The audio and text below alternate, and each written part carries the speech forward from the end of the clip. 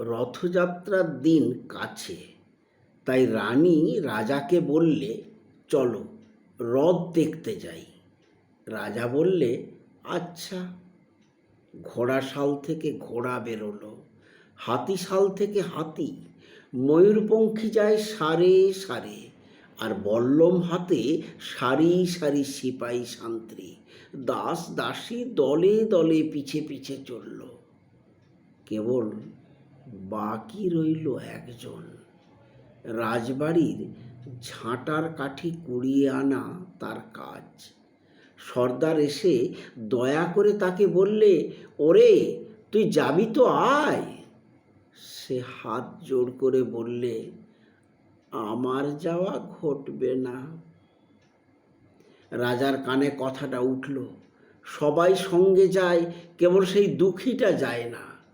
রাজা দয়া করে মন্ত্রীকে বললে, ওকেও ডেকে নিও। রাস্তার ধারে তার বাড়ি। হাতি যখন সেইখানে পৌঁছলো, মন্ত্রী তাকে ডেকে বললে, ওরে দুঃখী, ঠাকুর দেখবি চল। সে হাত জোড় করে বললে, কত চলবো, ঠাকুর দুয়ার পর্যন্ত পৌঁছই এমন সাধ্য কি আমার আছে? মন্ত্রী বললে, ভয় কিরে তোর, রাজার সঙ্গে চলবি? সে বললে, সর্বনাশ, রাজার পথ কি আমার পথ?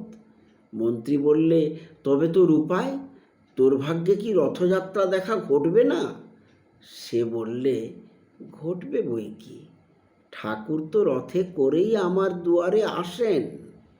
মন্ত্রী হেসে উঠল, বললে, তোর দুয়ারে রথের চিহ্ন কই? দুঃখী বললে, তার রথের চিহ্ন পড়ে না। মন্ত্রী বললে, কেন বলতো?